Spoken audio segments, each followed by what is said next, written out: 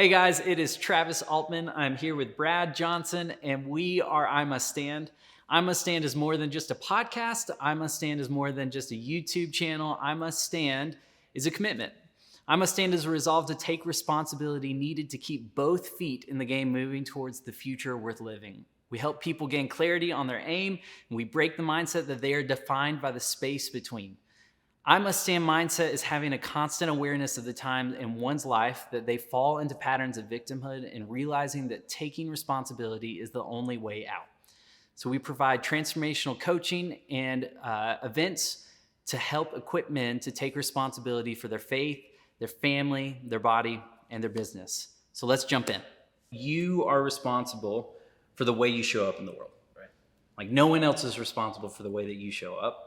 You are responsible for how you show up. And you wrote on there, nobody's coming to save you, which is a great way of saying it. Yeah. So elaborate on it. There's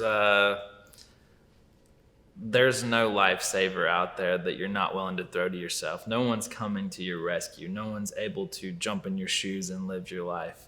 You know, we see the world as the world revolves around us.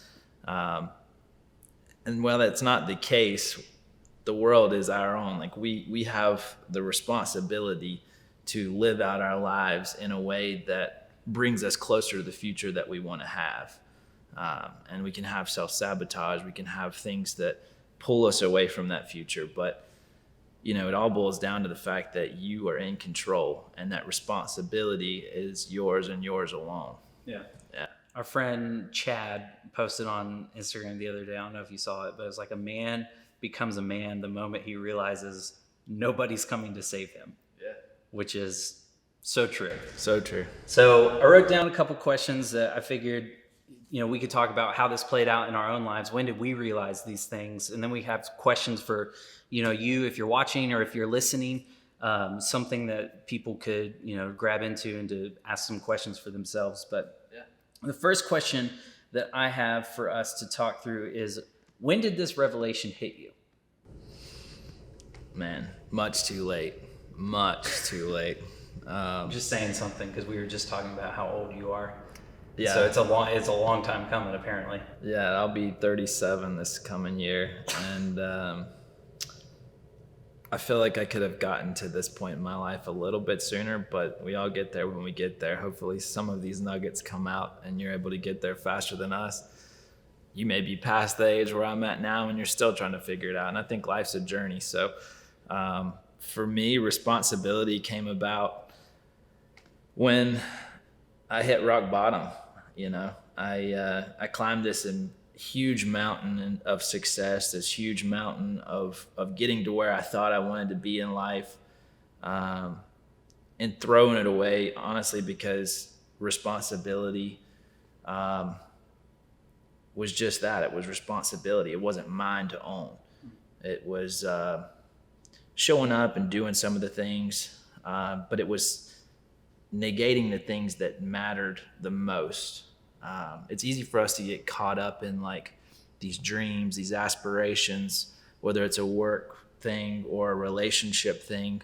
We kind of compartmentalize and we put all our eggs in one basket. But responsibility, for me, really the rubber met the road with responsibility whenever I got to a point where all those worlds collided. And we're going to talk a little bit about compartmentalization and payoffs and different things like that as we progress. But I had a lot of payoffs that weren't giving me dividends. Well, that's one way to look at it. One way to say it. Yeah. So for me, I think the revelation of responsibility, I got it in segments or like in different contexts at different times, but then the overall, this isn't just a segmented thing. Yeah. So one of the most real moments for me was we bought a house in, I think it was 2018. We bought our first home and it was built in 1960. We bought it from the original owner and the house is in good shape, but like it had never been touched, like upgraded. So we had all this work that needed to be done. I watched enough HGTV to where I was like, I got this. Like I can figure this out. We got this. So we buy the home and we just start taking everything out. I mean, drywall, which was actually plaster wall, like we're taking all that down. We're taking plumbing out. We take all the flooring out. We gut the kitchen. And So you bought a shell. no, I bought a home and then I reduced it to a shell. Okay. Yeah. So I remember standing in the kitchen one night, like this, all the electrical was gone. I had a lamp, like a battery lamp. There was nothing. I mean, like no heat. No, it was November, I think, at this point, and it was freaking cold. And I'm looking around and it is a shell at this point. And I'm thinking, what did I get myself into? Like, what am I doing? It was so easy to tear it apart. And in theory, like it was all easy up until that. And I remember just thinking, like, I can't get out of this. Yeah. Like, there's only one way forward. And it's not like, hey, like I'm going to sell this to someone else. Yeah, this didn't work out. It's like, I didn't have much money, and the tiny amount of money I had, I threw into this home. Sure. You probably listened to like a podcast right before that, something about burn the ships. Burn the ships. Yeah. I was all in. No, the problem was, like, I watched enough HGTV, literally, and I was so dumb. I was just like, I could do that. Sure. And so I literally put myself in a position where I had to do that. And I just remember that feeling of looking around. I'll never forget thinking, like, no one is going to do this for me. Like, this is my responsibility. And had to YouTube University to figure it out. And luckily we got to the other side of it. But so that was one segment of it, right? But I think really the overall revelation for, like, owning the rest of my life, my relationships, my financial health, my physical health, having that revelation that nobody else is going to take care of me has really been a progression up until this past year. Right. This ultimate ownership hit me this year of, I think the past couple years I've been in a position where I had given up on myself quite a bit. Yeah. And was just in these weird spots of, I had these dreams and these visions and things I wanted to do, but all these excuses as to why I wouldn't do them, why I couldn't do them. And as I processed through as I'm processing through, like, where I was in my life, I was just like this weird feeling of stuck. Like, I don't like where I'm at. And if things were different, then I could, move forward. Yeah. And I noticed a pattern for me. Like, hey, this is a pattern that exists, through in my relationships, in my financial situations, and even in my physical goals of, like, what I want to, how I want to work out and all that stuff. It's like, if the conditions are right, then I could do it. Sure. Giving the responsibility is on something else to make sense before I jump into it. And luckily, through some coaching, it was shown to me, and I like the illumination of, no, like, it is my responsibility to take care of those things. Yeah. Like, I am ultimately responsible for owning every aspect of that. So there was an interruption in the pattern of the way you were living up until then. Yeah. Yeah. Yeah. And it was an unanticipated interruption. Sure.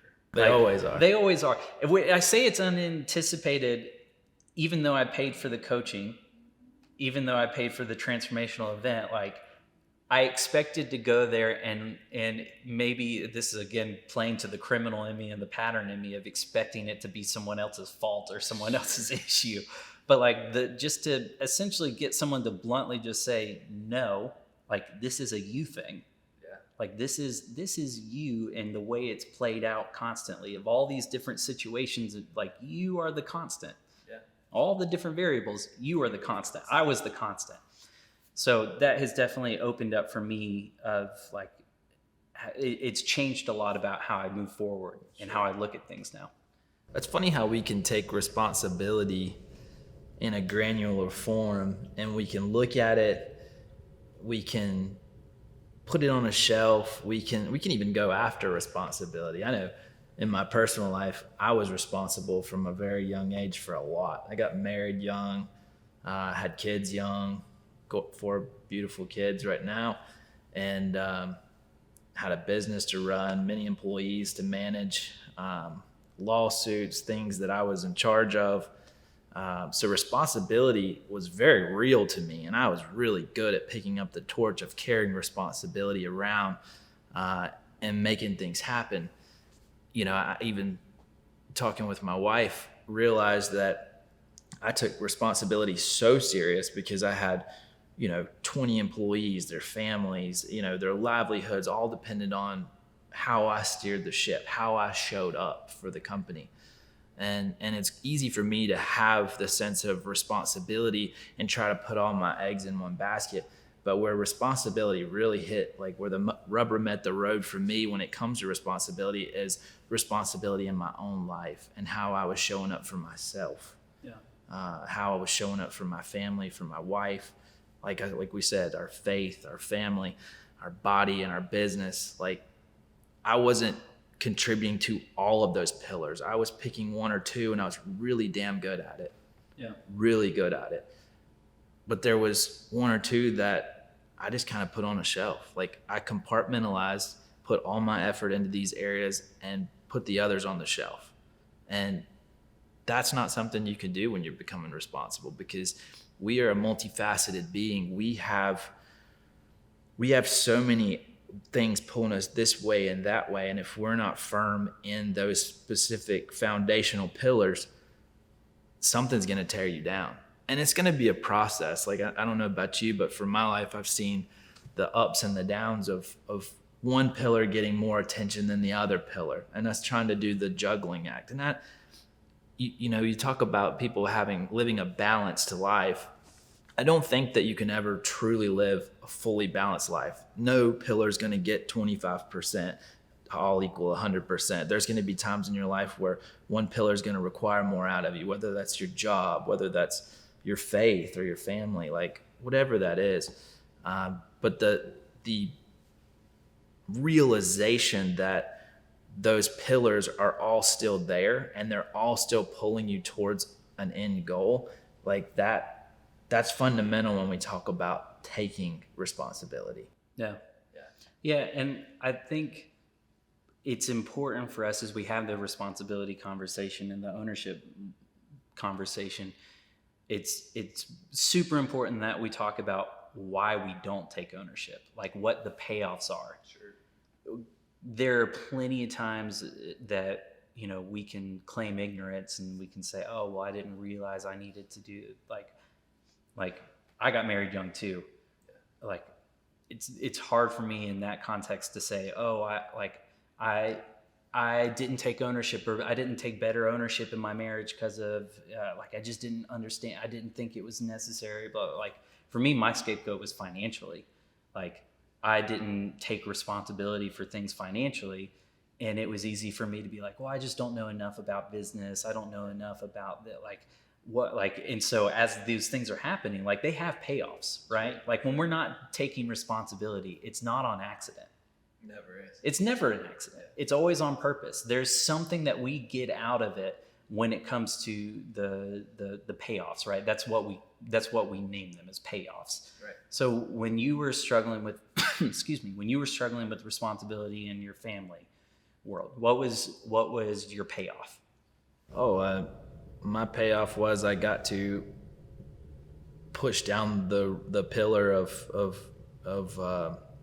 business. My business pillar was through the roof. We were financially successful. We were getting the cars and the houses and the vacations and the private schools. We were getting all the things that I thought we needed. And the payoff was I had the bandwidth to go after those things. I had the excuses to go after those things. But we know the foundation is not a one pillar approach. We have to be able to manage the other ones. And I think I saw pretty quickly how diminished those other ones got the further I went down the rabbit trail of building that one pillar. And Two, we talked about commitment. Commitment to yourself being the thing that erodes responsibility. Like the commitment to yourself, the commitment to your word. Like my responsibility is going to diminish as my commitment diminishes. And when I say commitment, we've had these conversations before, but commitment first to myself, my word, what I anticipate on doing, and then two, to the commitments of what I've set out that those pillars are. What's my aim? What's important to me? Those commitments drop, and so does responsibility. They're hand in hand. Yeah. So you would say a payoff for you, having all of the right things, quote unquote, looking good, looking like having it, hey, we're financially successful. That's good. Like we don't financially need anything. Sure. It's all good. Like I have this image that like I have made it to where it looks good. Everything looks good on the outside. Yeah. I would say a payoff for me when it comes to the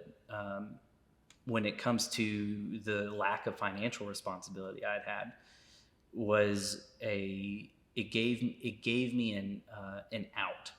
Right. Like if things didn't go the way I hoped they would go, it wasn't my fault. Sure. Like why would it be my fault? Yeah. Like, oh, this person screwed me over, right? Like this person, they should have taken care of me. They didn't take care of me. Like I'm the victim here. Right. I'm the victim here. Yeah. And when I'm the victim, like what do I need to take responsibility for? Yeah. And it puts you to what you're saying about you're giving up on yourself. Yeah. Like, man, I didn't realize it at the time, but I had given up on myself in those areas. Yeah. What I couldn't articulate and what like coaching helped give me framework to be able to express, like there was such shame around the fact that I did not take responsibility for it. I would act like I don't know what I'm doing with this stuff. I just whatever. I would try to get to where I wanted to be. I would try to look a certain way. I can figure this out, but I don't really know what I'm doing. This playful weird deal, and it's like now there's like some deep shame around like I am not owning this stuff. Right. And so, taking those steps to actually say in culpability, no one else is taking responsibility for me. Starting to show up for myself by being willing to have tough conversations with people, like making a stand for my family. Like I'm not doing this for myself. Like my financial well-being is for my family. Right. And I need to be clear, and I will be clear on what I expect and what it looks like, and what, other people need to be clear when dealing with me as well. Sure. So those are ways that we've had payoffs like that kind of keep us where we're at. Right. Since you've taken responsibility when it comes to your family, and I've taken some responsibility in the financial side of my life, when there's a payoff that we get, there's also a loss. There's a cost to it. Like, right. Hey, you were looking good, but it cost you something. I was a victim, and it cost me something. Right. What did it cost you? Almost cost me my family. Just a minor inconvenience. Just a minor inconvenience. The thing that I was working so hard in my own mind to build up to this level of status and have these things and have, the perfect life, I was willing to lose because I wasn't willing to take responsibility for it. So yeah, that was definitely a huge loss. And I was fortunate enough to get all that back and work through some of this stuff. But yeah, it was going to be quite the loss. Like the payoff that I was getting was definitely not worth the loss at the end. Rarely is. I would venture to say it never is. What did it cost me? Like when I was taking on the victim mentality, man, it cost me opportunity. It cost me a relationship. Like in order to be a victim, you have to create like someone has to be the villain. Sure. Right. And you start to form these belief systems and these judgments about these people that like I can't prove. I just assume they are true. I make it up in my mind. I act on it as if it is gospel. Right. And it cost me a relationship with these people. Right. All because I need an escape to be able to say it wasn't me, it wasn't my responsibility. Sure. And it like outside of just the relationship side that it cost me, it cost me opportunity. When I'm so focused on trying to look out for like, how are these people going to like screw me over? Yeah. Like, I'm not looking to see how can I add value, what resources are available to me. Yeah. And, you know, I would say that this, the scarcity mindset was a thing, you know, up until recently was a thing that I struggled with a lot. Right. And thinking like, I have to look out for myself. Like nobody cares about me. Just all this crap that I would believe and make up just so I wouldn't have to own the responsibility. And it's wild to see as I've jumped to the other side of this paradigm here, like there's so much opportunity out there. There's so much resource out there. There's so many amazing people that I could have looked at as, you know, opponents. Like these are people against me. Right. No, they're for me. They're with me. How can we get to where, am I being clear enough? Am I taking responsibility? Are they being clear? Am I asking clarity from them? Am I assuming that they're going to give me something that I never communicated to them? Right. All so I can be the victim. Right. So, and when I think of the word victim, you know, and you think of victimhood, you know, that's nothing more than giving your power away. yes. That's 100% what victimhood is. It's Right. It's an excuse to not take responsibility. You give the power away. If this person or if this thing did not happen, then I would do this. Meaning this person or this thing, the circumstance has all the power. Sure. Like we literally give it away. We diminish our responsibility. And that's the whole point of even this conversation. Like, again, What happens when we take that power back? right. Like What opens up for you? exactly. Like there's so much, like scarcity starts to go away. Resources start to become plenty. Abundance becomes a reality. Right. And it's so wild. It's just such it's a minuscule thing, but it's so powerful when you get a grip of it. And yeah, I'm grateful for the coaching opportunities that help illuminate that in me. And you know, people can point it out all day, but until we're willing to do the work, until we're willing to ask ourselves the hard questions and really sit with it and come to grips with it, nothing's really going to change, right? Yeah. So On the topic of responsibility, you know, one of the things I wanted to say once we clarified what responsibility was, both for ourselves and then to those of you watching, listening, what does that open up? What's possible once you realize what responsibility is in your life and where the areas you haven't taken up the responsibility? If you actually were to go and physically write those things down and actively pursue them, what would open up? What would be possible? yeah, this is a super powerful question. And if you're watching, you know, try to answer this. If you're listening, just give yourself some time later on to answer this. But if you weren't a victim to circumstance or to a person, who could you show up as? Plain and simple. Who could you show up as? You know, just again, the thought of like, what is possible? It's new. It's not, I'm just coming in as a changed person. No, there's a whole new possibility that exists out there. Right. And making room for responsibility. It's really easy for us to get caught up in the daily grind of what needs to be done, the next task. But making room for you to sit down and actually come up with some action items of where you've not been responsible up until now and where you possibly could pick up that mantle and really have some significant change in your marriage, in your faith, in your body, in your business. Like, it doesn't matter what area you're talking about. You have the ability to do this, but you have to make the space available to really hone in on what that responsibility looks like for you. Yeah. Going again, blaming the circumstance. I'm so busy. So busy. So busy. Look, no one's busier than this guy. Like, I can promise you, hands down, my phone rings 1,200 times a day. I have 300 text messages every day.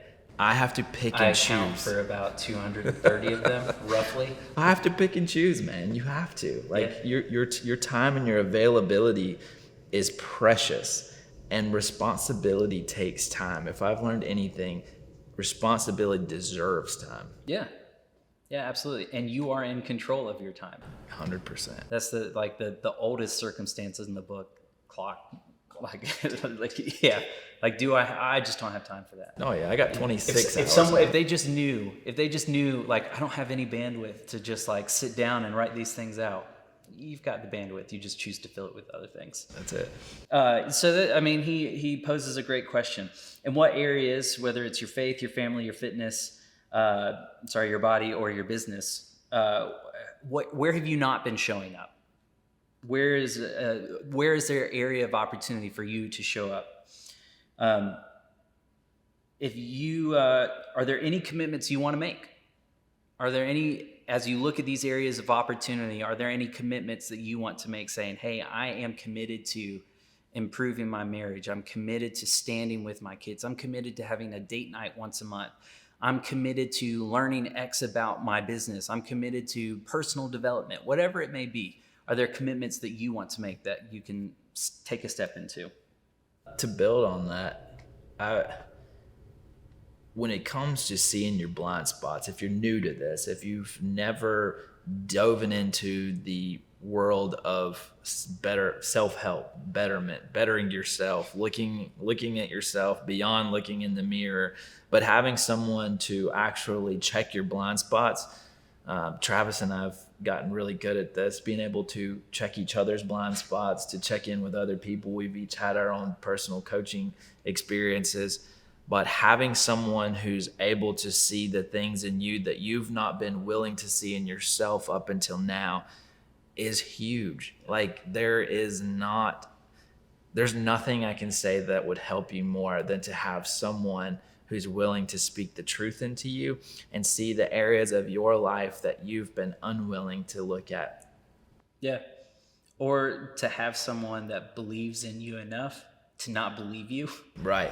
When you're bullcrapping them. That's it. And someone that would call you on that. Yeah. That's what a great coach will do. A great coach will do a lot of that. Yeah. And feedback, man. I don't know about you, but feedback for me has been instrumental. It's easy to have the people in your corner who are your fans cheering you on.